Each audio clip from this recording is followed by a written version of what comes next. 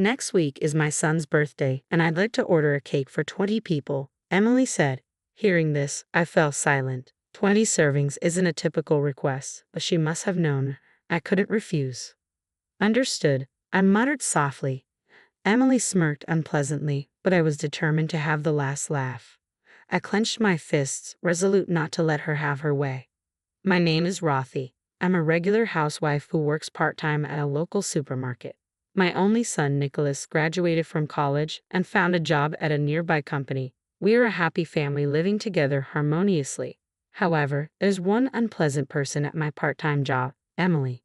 Emily's father, Christopher, is an executive at the supermarket.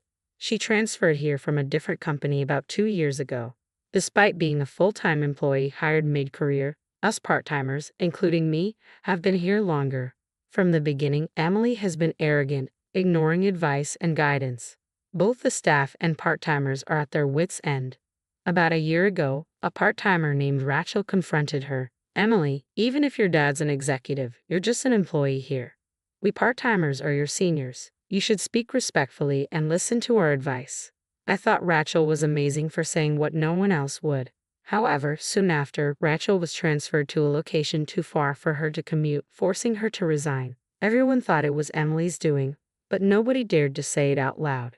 Since then, no one has opposed her. The supermarket where I've worked for a long time is more than just a job. It's a cherished place where I belong. I often hang out with my part-time colleagues, and apart from Emily, we have good relationships. Then one day, as I continued to work, hoping for these happy days to last, something happened. Mom, I'm thinking of getting married, Nicholas announced. My husband Dylan and I were overjoyed. Truth be told, I always wanted a daughter to go shopping with, have tea with, and share a mother-daughter relationship. But after Nicholas, we weren't blessed with more children, so that dream remained unfulfilled. I hoped that by getting along with Nicholas's wife, I could build such a relationship. What's she like? I eagerly asked. Nicholas seemed happy. She's a very kind girl. Her parents seem well established, like she comes from a good family. I'm still a bit worried if I'm good enough for her. That's wonderful. I'm excited to meet her, I replied. Her name is Emily, Nicholas continued. He often talked about her, saying Emily this and Emily that. She apparently attends cooking classes and is good at cooking. She seems to like sweets too. Hearing Nicholas talk about her made me happy. A week after Nicholas's news on the weekend, she was coming over to meet us. She arranged it to match my day off. Not being as skilled in cooking to impress someone who excels at it, I ordered pizza and prepared a cake for that day. Dylan and I waited at home for Nicholas to bring her over. Then the long-awaited doorbell rang. She's here, I announced, feeling a mix of excitement and apprehension. I rushed from the living room to the front door. We're back. Emily, this is Mom, Nicholas said. As I turned to the woman beside him, I froze in shock. Nice to meet you, I'm Emily. Huh, Emily? Right before me stood Emily, the very source of my troubles at my part-time supermarket job. You know my mom? Nicholas asked. I had no idea Nicholas's mom was you. Emily seemed equally surprised. Come in for now, please, I said, still shaken, inviting them inside. Leaving me at the entrance, Nicholas led Emily to the living room. Hearing them talk with Dylan, I took a deep breath to calm myself. They had met at university. Emily is 2 years older than Nicholas. They were introduced by an acquaintance and reconnected about a year ago, eventually starting to date. I was surprised to learn your part-time job was at my workplace. You said you were in administration, so I thought you worked at a law office near the supermarket, Nicholas said, laughing nonchalantly, unaware of where his girlfriend worked. Indeed, Emily had graduated from law school and used to work at a law firm. Nicholas must have assumed she continued working at a law office and never asked explicitly. We chatted around the pizza, the conversation mingling with the unexpected reality of our new connection. I could only force a smile, unable to accept the reality and wishing it was just a dream. I'm truly surprised to think you're Rothy's son. I've been under your mom's care at work, Emily said, feigning innocence as if she treated us part-timers as anything but slaves. That's not true. I'm sure everyone's grateful for someone like you. Mom always says she enjoys her job and that there are nice people at the supermarket, Nicholas said. That's nice to hear, I replied, though I never intended to include Emily in that group of good people. Naturally, I couldn't say such a thing. so I stood up. I'll go prepare the dessert. Emily, would you like coffee or tea? I wanted to be alone, my heart racing. I needed to calm down quickly. I'll help, Emily, she said suddenly, standing up, an unusual gesture from her considering our part-time job. It's okay, you're a guest. Please sit down, I insisted, but Emily walked to the kitchen. Dylan and Nicholas watched with smiles, so I sighed quietly. However, Emily didn't miss a beat. It's really surprising to think you'll be my mother-in-law. Yes, that's right. It will be easier to get along. Looking forward to it. What does she mean by that? I had a bad feeling about those words, but I tried to keep her smile was a sneer, always displaying contempt towards me at work. Just so you know, don't say anything unnecessary to Nicholas. Her words wiped the smile from my face. Emily knew. She knew she was disliked by us part-timers simply because I happened to be Nicholas's mom. She must have been planning to do whatever she wanted, using Christopher and Nicholas as shields. I turned pale, frightened by her, fearing she would destroy our happy days. Emily eventually left the kitchen without helping. That must have been her purpose for coming here. What about the preparation? Nicholas's voice interrupted. Emily replied curtly. I returned cheerily, not wanting to be in the way, so I came back. I told Nicholas, won't you reconsider the marriage? But my words would undoubtedly make my son dislike me. Don't interfere with Nicholas's marriage, even Dylan scolded me. So I just watched the two of them. Still, they seemed to have a good marriage, and Nicholas looked happy. A month after the marriage, I found out Emily was pregnant. Although it was complicated, I was also happy. Nicholas and Emily built a house next to ours, a separate household from Nicholas's. Dylan told me you should be a little more considerate, but knowing Emily's true nature, I wanted to avoid her. Still, I loved my grandson. His name was Ethan, a lively boy I rarely saw, but I looked forward to hearing his healthy cries. However, about 6 months after he was born, there was a day when his crying could be heard all day long. I finally rang the neighbor's doorbell. What is it? I said. Hello. Probably because I was the one who called out. Emily, who seemed to have been asleep, came to the door. Knowing it was me, I was worried because Ethan had been crying non-stop.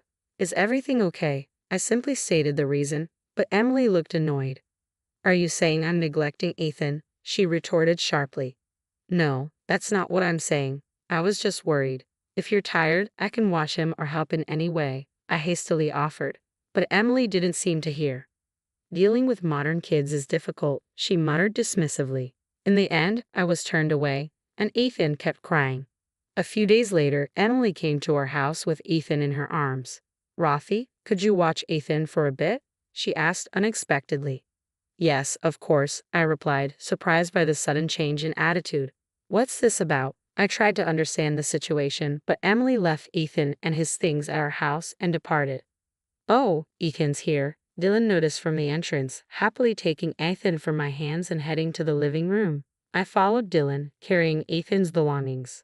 Since then, Emily started leaving Ethan with us frequently from morning till night. It was like running a daycare alongside my part-time job. Emily was on parental. I did agree to watch him, but there's a limit. I talked to Dylan and Nicholas about it, but they don't seem to take it seriously. Eventually, I had to take time off work or ask Dylan to watch Ethan briefly so I could rush to and from work. However, interfering too much and upsetting Emily would be troublesome. Despite the difficulty, I enjoy and cherish my time with Ethan. Dylan also looks forward to Ethan's daily visits. Busy but happy, the three of us spent enjoyable times together. Half a year later, Ethan's first birthday was approaching, and I was pondering what to give him as his first present. In the past, birthdays meant inviting relatives for celebrations, but there was no invitation from Nicholas or Emily. They must be planning a modest family celebration. While looking at my phone and thinking this, I received a call. It's Emily. What could it be? I answered the phone suspiciously, as Emily usually didn't contact me. Hello, Rafi. As you probably know, next week is my son's birthday, so I'd like a cake for 20. People were surprised by this sudden request. I was at a loss for words. What do you mean? I managed to ask. Just what I said. We're inviting relatives for a celebration, so I'm asking for the cake. I plan to serve a meal, so I can't manage the cake too. Plus, I thought I'd give you a chance to show off. Aren't I kind? Emily's words filled my mind with question marks. We weren't even invited to the celebration, and a cake for 20 people is not something a regular person would request. Emily's relatives, aunts, and uncles will be among the about 20 guests. Surely my employer at the supermarket and Emily's father-in-law, Christopher, will be there too, I thought, trying to make sense of the situation. I already told Dad that you will make the cake. It's a chance to show your good side. Who knows? You might get promoted to a full-time position, Emily said mockingly. I don't aspire to be a full-time employee, I replied quietly. As a part-timer, I shouldn't worry so much, but I couldn't forget Rachel, who was driven to resign. I told myself I must avoid being pushed into quitting. Emily's words are like knowing I couldn't refuse, knowing she was exploiting my weakness. Cakes are easy. I'm more experienced in cooking, so I'll give advice, she said presumptuously, more than I had anticipated. Reluctantly, I agreed. All right, but with 20 people, maybe you should reconsider serving individual portions or using a large platter, I suggested. Ha? I'm the senior here. I'm not asking for advice. And what do you mean, okay? Can't you speak more respectfully? Emily retorted sharply. What kind of person is she? I held back my words, muttering quietly, understood. I could imagine Emily's smirking face on the other end of the phone, my frustration seeping through. She probably planned to ridicule me by presenting her perfect full course alongside my poor cake. But I wouldn't let that happen. I made a decision. Of course, Ethan was the star. I wanted to make his first birthday memorable, even though he wouldn't remember it. I started planning the cake design and went to a baking supply store for ingredients. Though I felt forced, I was also excited.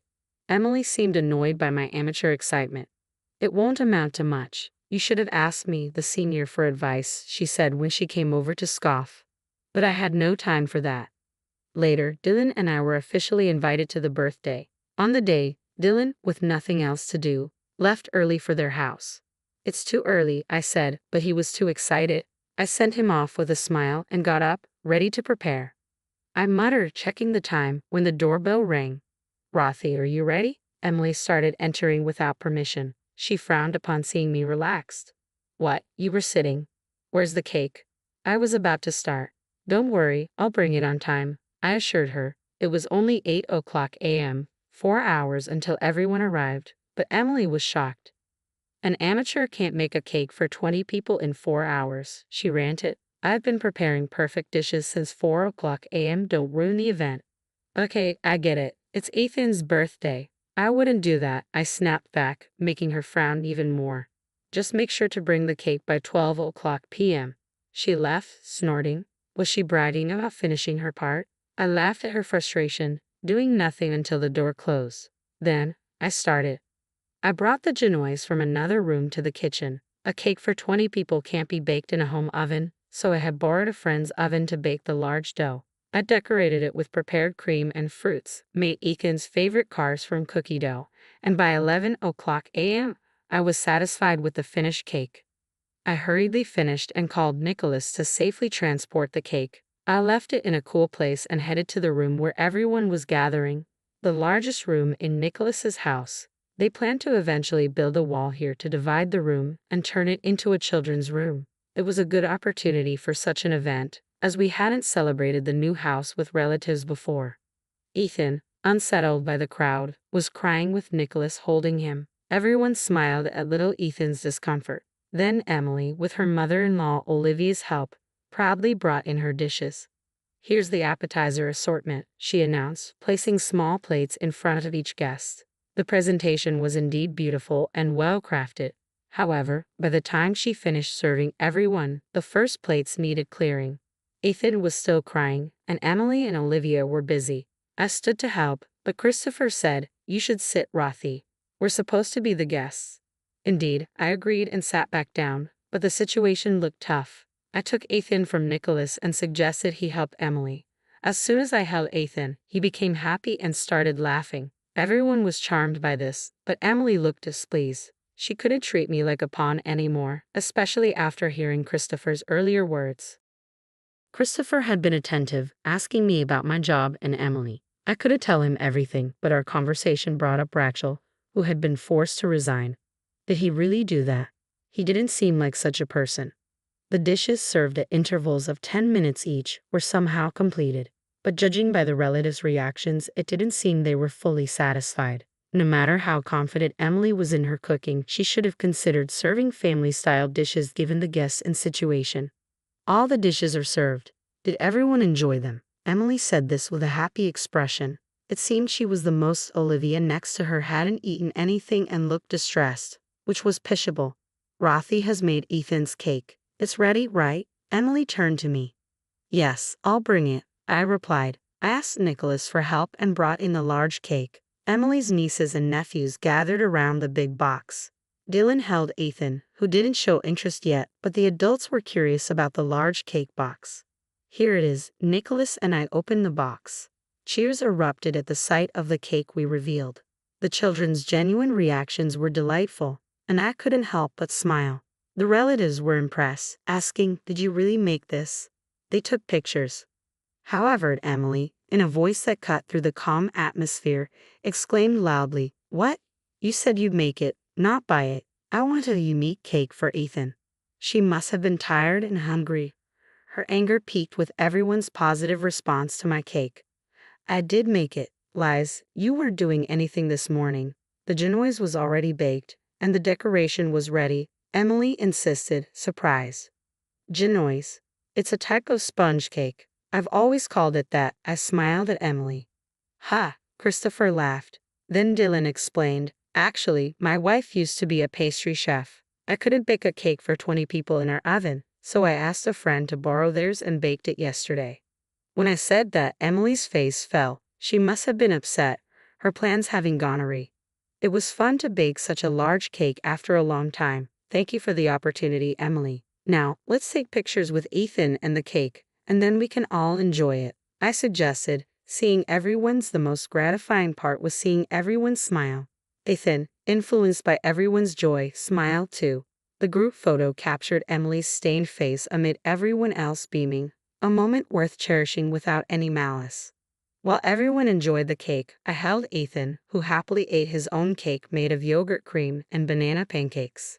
After seeing off the relatives and cleaning up with Olivia, I finally had a moment to relax. "Ethan is really attached to you, Rothy," Olivia remarked, watching Ethan in my arms as we all took a coffee break. Nicholas responded, "She always looks after him." I noticed Emily's stunned expression, but before she could react, Christopher intervened. "What do you mean, always? Aren't you on parental leave?" Christopher's question caught Emily off guard. "Well, not always, just occasionally, like when I go to the hospital," Emily replied sheepishly. I gave a wry smile, unable to say anything. Nicholas realized his slip-up and looked uneasy. Christopher, noticing today's events and Emily's behavior, seemed contemplative. "Don't lie, tell the truth," he demanded. Emily murmured in a small voice, "I left him when I went out with friends." Christopher pressed further, "Is that all you burdened her with? You didn't know Rothy was a pastry chef, did you? Then why did you ask her to make such a big cake? Surely you were trying to be mean to her." Emily turned red and fell silent at Christopher's words, caught off guard. Nicholas was flustered. "Apologize to Rothy," he said firmly to Emily. Tears welled up in Emily's eyes as she looked at me and murmured softly, "I'm sorry." Christopher then politely bid farewell to Dylan and me. "I'm sorry for the trouble my daughter caused," he said. "It's all right, we understand you're busy, but please come to visit sometimes," we replied, seeing off their parents-in-law. Regarding Rachel, it seemed Christopher was not involved. Emily had persuaded the manager to transfer her after I inquired about it. Learning the truth, Christopher disciplined the manager and Emily had to resign at his behest. Christopher, angry at her for disgracing him, later visited the store where I worked to apologize.